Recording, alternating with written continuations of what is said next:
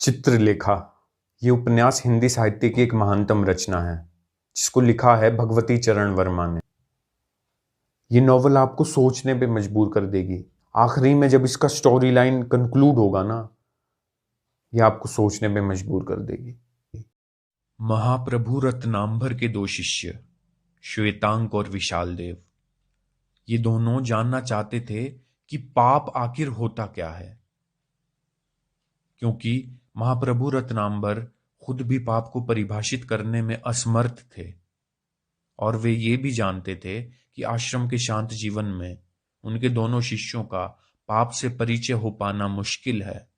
इसलिए उन्होंने अपने दोनों शिष्यों को खुद ही संसार में रहकर पाप का पता लगाने का आदेश दिया। और पाप का पता लगाने के लिए ही विशाल देव, जो कि खुद भी ब्राह्मण था, उसे योगी कुमारगिरी के पास भेजा गया। योगी कुमारगिरी संसार से अलग होकर वन में अपनी कुटिया में रहकर तप किया करते थे। उनमें शारीरिक और आत्मिक बल प्रचुर मात्रा में था और वे अपने मन को एकदम शांत कर चुके थे। उन्होंने विशाल देव को अपना शिष्य बना लिया। उन्होंने ये स्पष्ट कर दिया था कि वे विशाल देव को पुण्य से परिचित करवा देंगे और पुण्य से परिचित होने के बाद वे खुद ही पाप के बारे में पता लगा लेगा।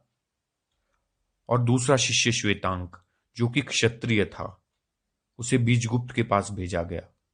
बीजगुप्त मौर्य सम्राट का बहुत विश्वसनीय सामंत था, धन, यौवन, उमंग, उत्साह से परिपूर्ण।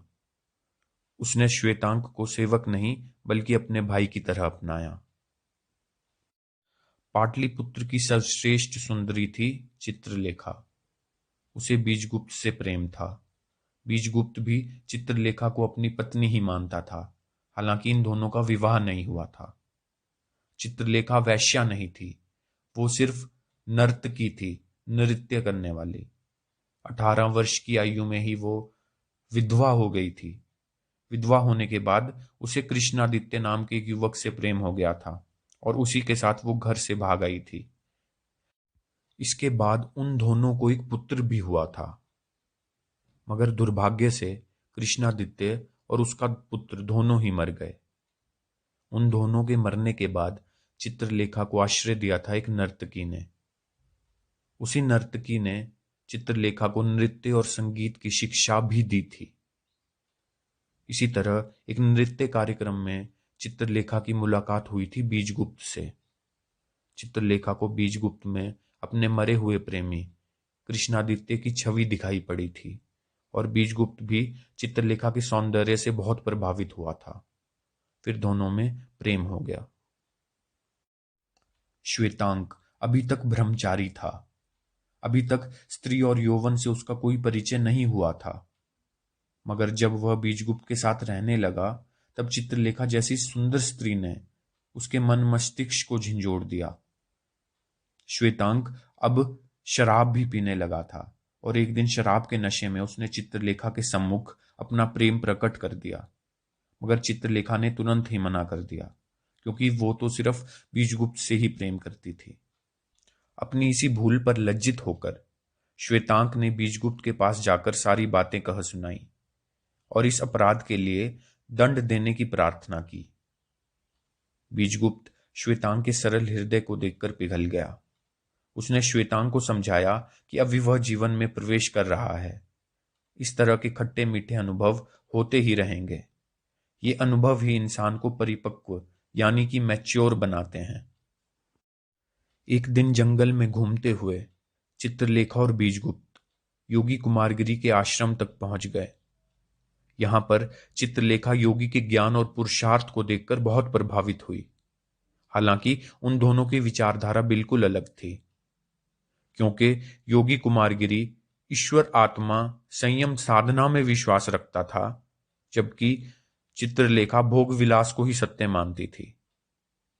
इस बात पर उन दोनों में लंबा वाद विवाद भी हुआ था, जो कि बिना किसी परिणाम पर पहुंचे ही खत्म हो गया था। दोनों एक दूसरे से असहमत होते हुए भी अत्यंत प्रभावित हुए थे। बीजगुप्त को ऐसा लगा कि चित्रलेखा योगी की ओर आकर्षित हो रही है। ये सारा घटनाक्रम बीजगुप्त को एक बहुत बुरे भविष्य का सूचक लग रहा था। उसने श्वेतांग से स्पष्ट कह दिया था कि ये दोनों व्यक्ति अनजाने ही एक दूसरे की साधना नष्ट करने के लिए एक दूसरे के जीवन में आ गए हैं। दोनों बहुत दिन तक साथ नहीं रह सकेंगे, पर एक दूसरे को सुख देने की चाह में दुख भरपूर देंगे। बीजगुप्त ने स्वयं भी चित्रलेखा से मिलकर उसके मनोभावों का पता लगाना चाहा था, पर चित्रलेखा ने बात टाल दी, क्योंकि अभी वह खुद भी असमंजस में थी। फिर एक दिन महासामंत मृत्युंजय ने अपनी बेटी यशोधरा की वर्षगांठ के अवसर पर बीजगुप्त, चित्रलेखा और श्वेतांक को आमंत्रित किया। इस अवसर पर योगी कुमारगिरी भी आए। महासामंत मृत्युंजय अपनी पुत्री का विवाह बीजगुप्त के साथ करना चाहते थे। योगी कुमारगिरी और चित्रलेखा ने भी इस बात का समर्थन किया, पर बीजगुप्त ने स्पष्ट इनकार कर दिया, क्योंकि वह चित्रलेखा के अतिरिक्त न तो किसी से प्रेम करना चाहता था और न ही विवाह। चित्रलेखा ने आर्य मृत्युंजय को आश्वासन दिया कि वह बीजगुप्त के हित के लिए उसे छोड़ देगी और उसको विवाह करने के लिए प्रेरणा भी देगी। चित्रलेखा ने बीजगुप्त को सुखी बनाने के लिए उसे छोड़ने का निश्चय किया, क्योंकि उसके रहते बीजगुप्त विवाह नहीं करेगा, यह बात वह जानती थी। इसीलिए सारा ऐश्वर्य त्याग कर वह योगी कुमारगिरी की कुटिया पर चली गई। चित्रलेखा ने याचना की कि योगी उसे भी दीक्षा दे। वह भोग विलास और संसार सब कुछ त्यागने को तैयार थी, लेकिन योगी के मन में संकोच था। योगी के अनुसार स्त्री अज्ञान, अंधकार और मोह होती है। मगर योगी स्वयं भी चित्रलेखा के प्रति आकर्षण अनुभव कर रहे थे। वे स्पष्ट समझते थे कि चित्रलेखा उन पर अनुरक्त है और उन्हें वासना में खींचने आई है, पर उसकी दृढ़ता के आगे वे विवश थे। उन्होंने वासना से संघर्ष का निश्चय किया। अत्यधिक मानसिक संघर्ष के बाद योगी ने चित्रलेखा को अपनी कुटिया में रहने की आज्ञा दे दी। चित्रलेखा ने भी उन्हें विश्वास दिलाया कि वह साधन और तप में कदापि बाधक न बनेगी। बीजगुप्त ने आर्य मृत्युंजय से अपने कटुत्तर के लिए क्षमा याचना कर ली। बीजगुप्त उनके भवन पर जाने लगा। दोनों परिवारों में स्नेह बढ़ने लगा। श्वेतांक यशोधरा के पवित्र सौंदर्य पर मुग्ध हो गया। वह सोचने लगा कि बीजगुप्त तो यशोधरा से विवाह करेंगे नहीं, क्या ऐसा नहीं हो सकता कि यशोधरा मुझसे विवाह कर ले। बीजगुप्त के नाम एक संक्षिप्त पत्र चित्रलेखा ने भेजा। उसने योगी कुमारगिरी से दीक्षा ले ली थी। उसने अनुरोध किया था कि बीजगुप्त भी अब यशोधरा से शादी कर ले। बीजगुप्त ये सुनकर बेहद दुखी हो गया। वह तुरंत चित्रलेखा के पास गया। उसे कई तरह से समझाना चाहा, पर वह अटल थी। उसने बार बार बीजगुप्त से विवाह कर लेने का अनुरोध किया। खिन्न और निराश बीजगुप्त वापस आ गया। बीजगुप्त अब बहुत दुखी था। अपने मन को शांत करने के लिए उसने कुछ दिनों के लिए पाटलिपुत्र से दूर जाने का निश्चय किया। वह और श्वेतांक काशी जाने की योजना बनाने लगे। श्वेतांक से यह जानकर यशोधरा भी काशी जाने को उत्सुक हो उठी। उसने अपने पिता को भी सहमत कर लिया। बीजगुप्त यशोधरा और चित्रलेखा दोनों से ही बचना चाहता था, पर वह विवश था। यशोधरा को मना करना न उचित था और न ही संभव। काशी की यात्रा में बीजगुप्त ने देखा कि यशोधरा का हृदय कितना सरल है, मगर श्वेतांक दोनों का मेलजोल देखकर मन ही मन कुढ़ता। उसने यशोधरा से प्रेम निवेदन भी किया, मगर यशोधरा ने उसे गंभीरता से न लिया। श्वेतांक यशोधरा के साथ अधिक से अधिक समय व्यतीत करने का प्रयत्न करता। उसे विश्वास था कि एक दिन वह अवश्य यशोधरा को आकर्षित कर लेगा। चित्रलेखा कुमारगिरी को अपने प्रेम और सौंदर्य से परास्त करने गई थी, पर धीरे धीरे उसके विचार बदल गए।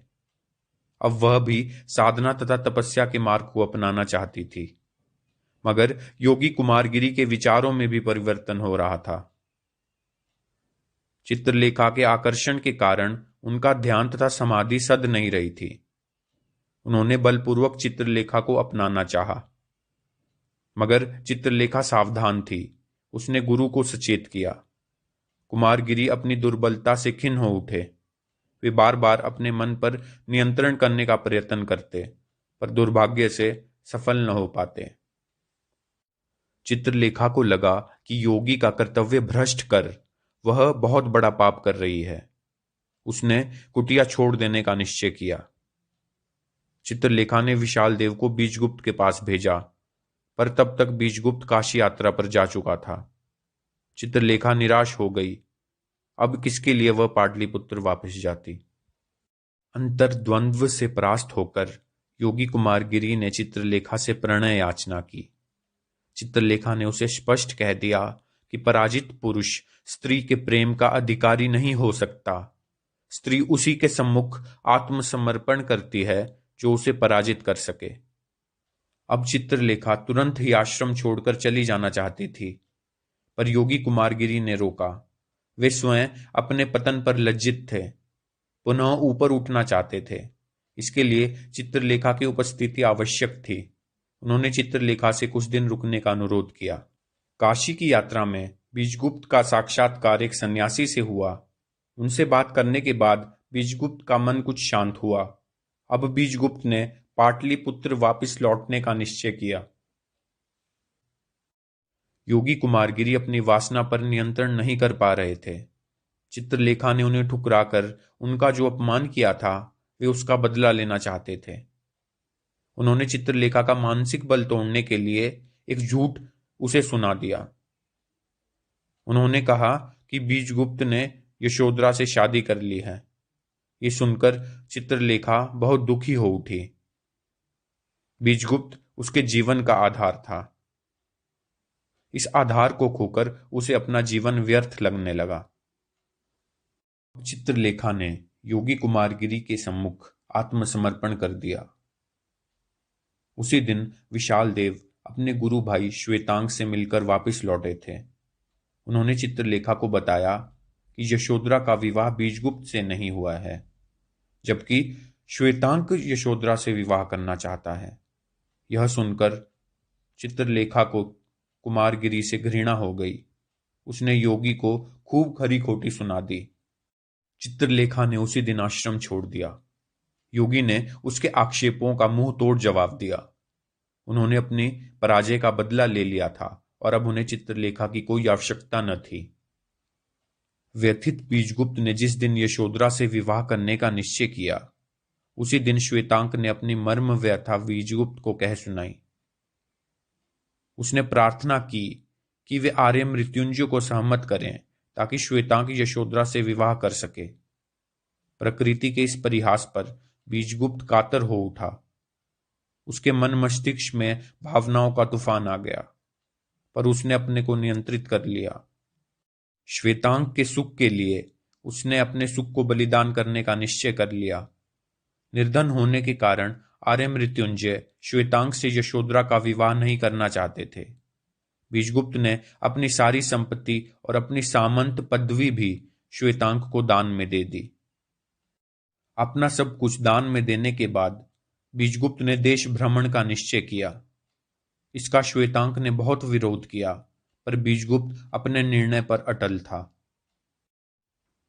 श्वेतांक का विवाह हो गया। उसी दिन बीजगुप्त अपना सब कुछ त्याग करके पाटलिपुत्र के मार्ग पर निकल पड़ा। मार्ग में चित्रलेखा को निराश न कर सका। वह रात उसने चित्रलेखा के भवन में बिताई। चित्रलेखा उसे अपना सब कुछ दान में दे देना चाहती थी, पर बीजगुप्त ने अस्वीकार कर लिया। अब वह भोग विलास के मार्ग पर लौटना नहीं चाहता था। चित्रलेखा ने भी अपनी सारी संपत्ति त्याग दी।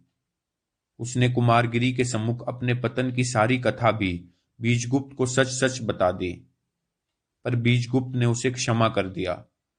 सच्चे प्रेम में शंका और अविश्वास का कोई स्थान नहीं हो सकता। प्रेम स्वयं त्याग है, विस्मृति है, तन्मयता है। प्रेम के प्रांगण में कोई अपराध नहीं होता, फिर क्षमा कैसी। दोनों प्रेमी संसार में निर्धन भिखारी बनकर निकल पड़े। प्रेम और केवल प्रेम ही अब उनका आधार था। दोनों बहुत सुखी थे। 1 वर्ष बाद दोनों शिष्य श्वेतांक और विशाल देव महाप्रभु रत्नांबर के सम्मुख उपस्थित थे। श्वेतांक के मत से योगी कुमारगिरी पापी था और बीजगुप्त त्याग की प्रतिमूर्ति। विशालदेव के मत से योगी कुमारगिरी महान योगी थे और बीजगुप्त वासना का दास पापी था। महाप्रभु रत्नांबर ने स्पष्ट किया कि संसार में पाप कुछ भी नहीं, वह तो केवल मनुष्य के दृष्टिकोण की विषमता का दूसरा नाम है। संसार में पाप की एक ही परिभाषा नहीं हो सकती। मनुष्य परिस्थितियों का दास है। मनुष्य केवल वह करता है जो उससे परिस्थितियां करवाती हैं। मनुष्य करता नहीं, केवल साधन है। फिर पाप और पुण्य कैसा?